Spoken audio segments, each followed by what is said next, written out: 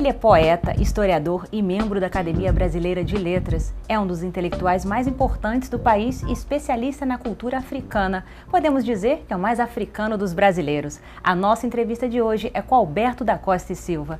Alberto, muito obrigada por nos receber aqui.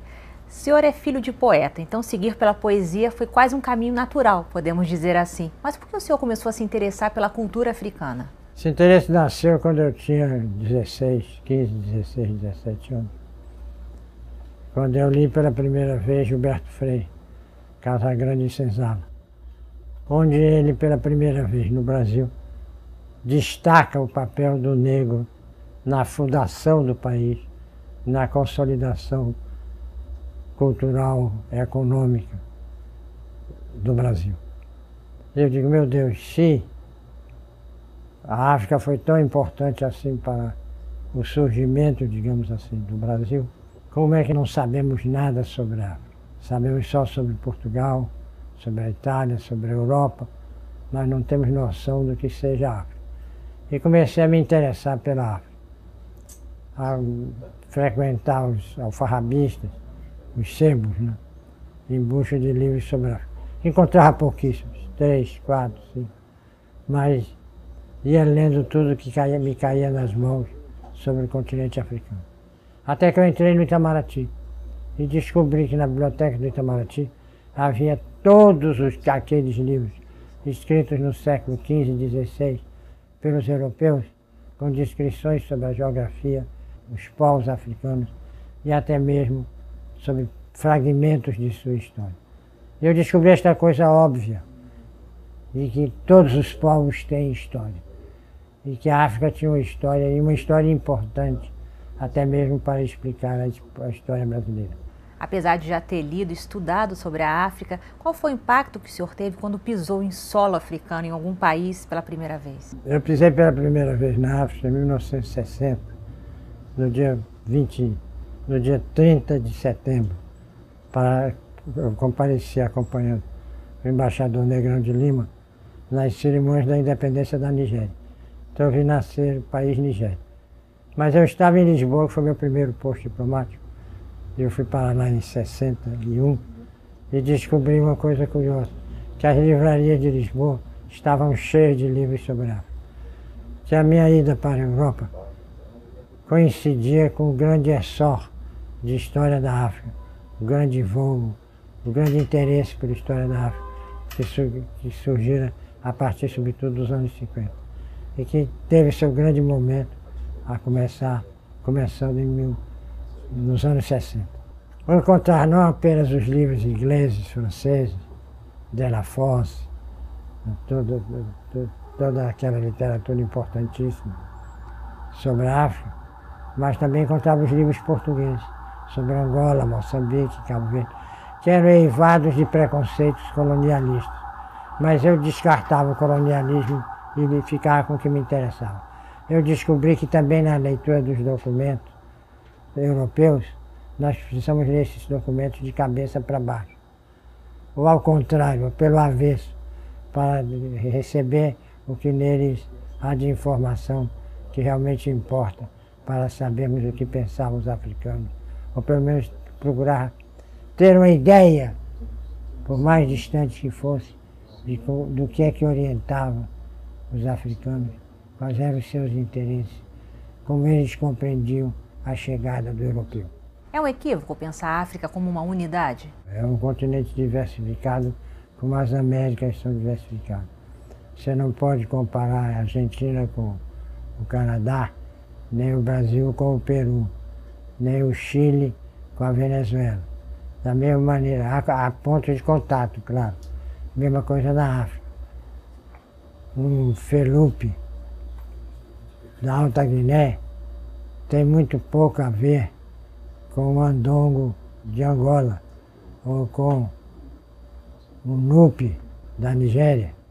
Quer dizer, são povos que têm constituições diferentes, estruturas mentais distintas, hábitos, crenças, religiões, valores, uns diferentes dos outros, que muitas vezes coincidem, porque não é por acaso que eles vivem no mesmo continente e bem ou mal sempre tiveram contatos entre si.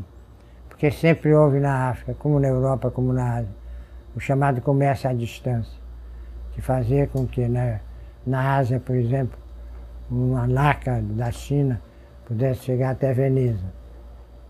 E que na África, um produto do Egito pudesse chegar até o Iorubo, até a terra dos Iorubás, e vice-versa. Porque esse comércio à distância, ele aproxima os povos da mesma maneira que ele marca as suas diferenças.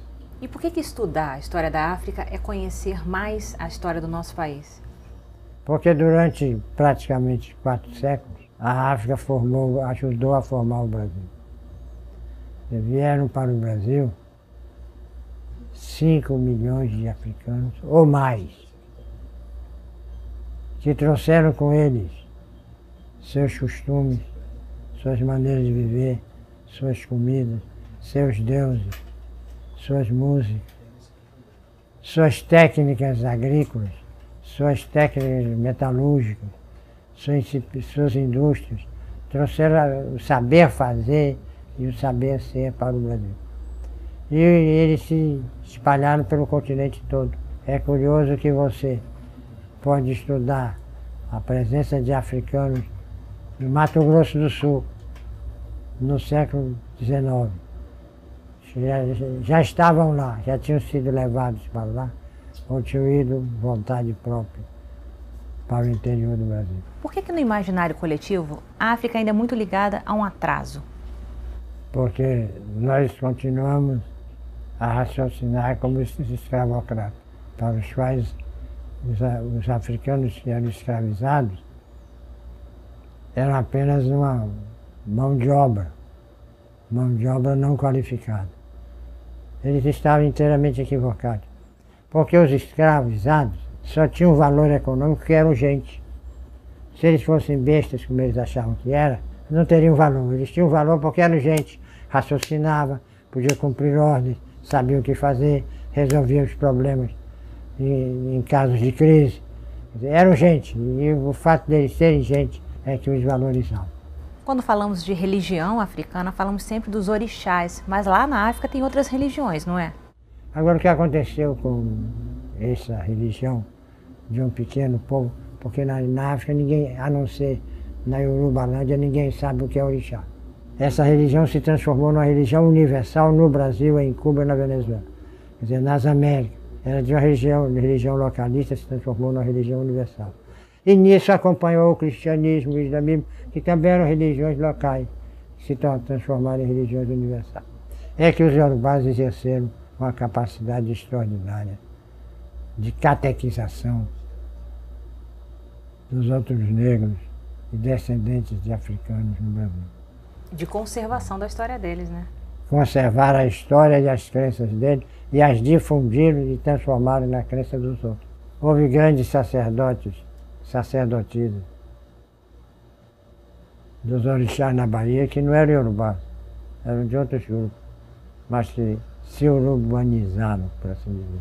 Depois eles foram ajudados pelo interesse artístico que teve nessa religião. Pessoas como Pierre Verger, Roger Bastide, Caribé, Jorge Amado, Dorival Caymmi, que se encarregaram de popularizar e de ampliar a visão que nós temos da religiosidade africana. Quando se fala de África, é uma tendência no Brasil a se imediatamente me falar de religião. Quando a presença do africano no Brasil não se restringiu à religião. Como a do português, tampouco se restringiu à religião. Ela foi muito mais vasta, muito mais ampla, muito mais intensa. Ela mudou a nossa maneira de ser, de ver, e ajudou até a construir o português que nós falamos. Porque eu costumo dizer o seguinte: você funga, né? Eu fungo. Você cochila, eu cochilo. Você cochicha, eu cochicho. Você zanga, eu zango. Você sabe que você está fazendo tudo isso com verbos de procedência africana? É tudo quimbundo. Português antigo não tinha nada disso.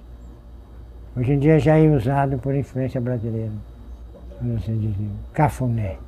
Todo mundo tem a tendência de achar que cafuné é uma palavra indígena, porque os índios faziam muito cafuné, catando piolho e esmagando as lendas.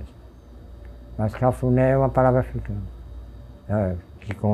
Então nós estamos cercados de África por todos os lados, como estamos cercados de Portugal por todos os lados. Os países africanos foram os dos últimos a se tornarem independentes. E mesmo assim, essa independência política não determinou uma independência econômica. A África foi tomada por um pessimismo pós-independência? Primeiro foi um grande otimismo. Quando os países africanos achavam que, terminado o período colonial, todos os seus problemas seriam facilmente resolvidos. Não foram. Não foram, porque eram problemas muito mais sérios, muito mais amplos. Era uma tentativa de modernização que encontrou objeções no tradicionalismo de certos grupos. E sobretudo, os africanos que tentaram organizar os seus países nos moldes europeus, ou com o parlamentarismo do tipo britânico, ou com a ditadura do tipo soviético, ou com o presidencialismo norte-americano, foram vendo-se frustrados essas organizações políticas.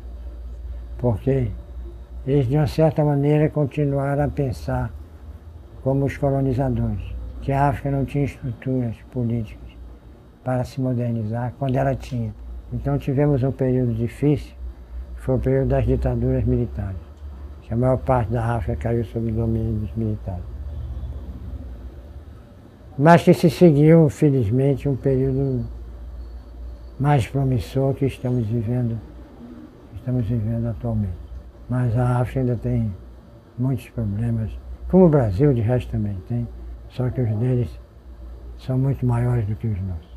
Os povos africanos têm a tradição de migrar para outros países. Como o senhor avalia a presença dos imigrantes no Brasil? Os africanos não têm tendência de migrar. Os africanos foram imigrados à força. Hoje em dia há imigrantes africanos, mas não é uma tendência do povo.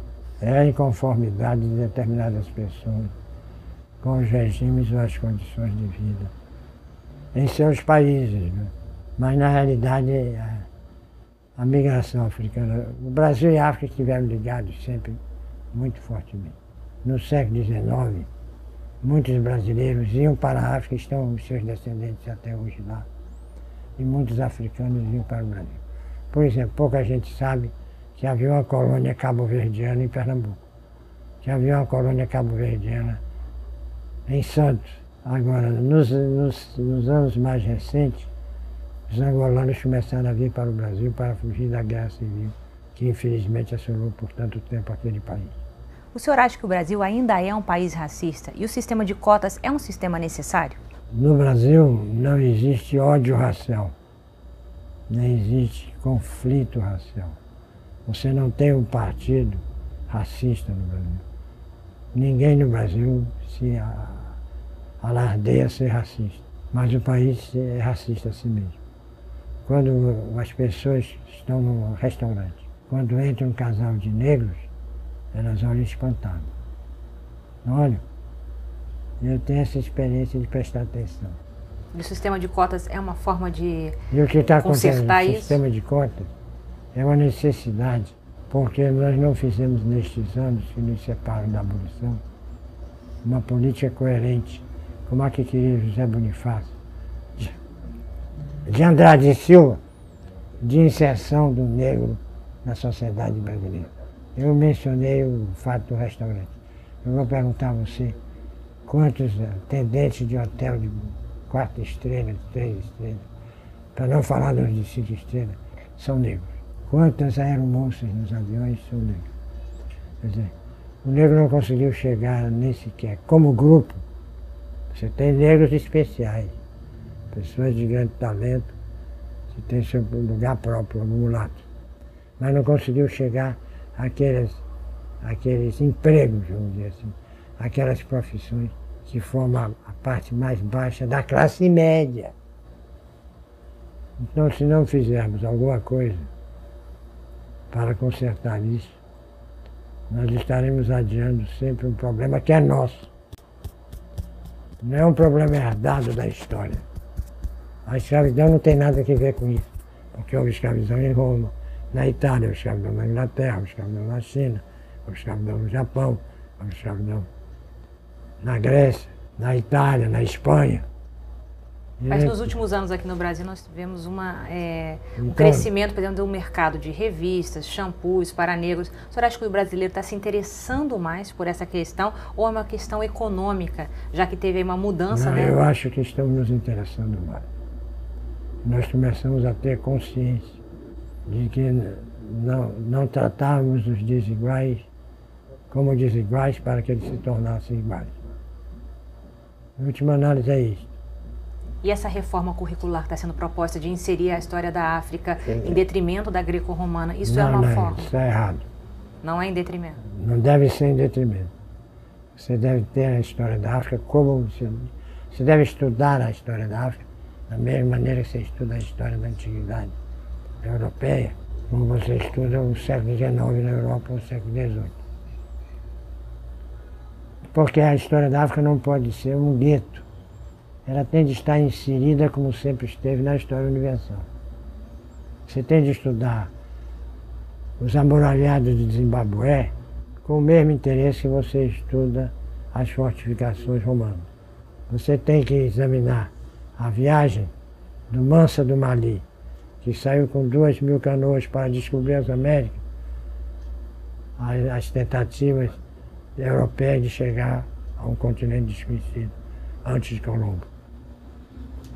Você precisa de estudar a história da África como parte da história da humanidade. E a história do negro brasileiro como parte da história do Brasil. E não dizendo a história do negro no Brasil, história dos outros no Brasil.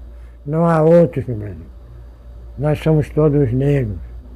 É possível até que não sejamos na aparência, mas somos no espírito, na maneira de ser, na maneira de ver o mundo. Como o seu trabalho como historiador, principalmente da questão africana, influenciou o seu trabalho como poeta? São duas coisas diferentes. Uma é a poesia, outra é a história da África. Agora, o meu trabalho sobre a história da África eu considero muito útil pelo seguinte. Precisamos ensinar os descendentes de africanos no Brasil que eles têm um passado, e um passado tão importante, tão fecundo quanto o passado dos descendentes de italianos ou dos descendentes de japoneses. Ninguém escreve poesia aos 80 anos, mas história eu posso continuar escrevendo enquanto eu tiver força. Tá ótimo, muito obrigada. Foi um prazer. Prazer meu.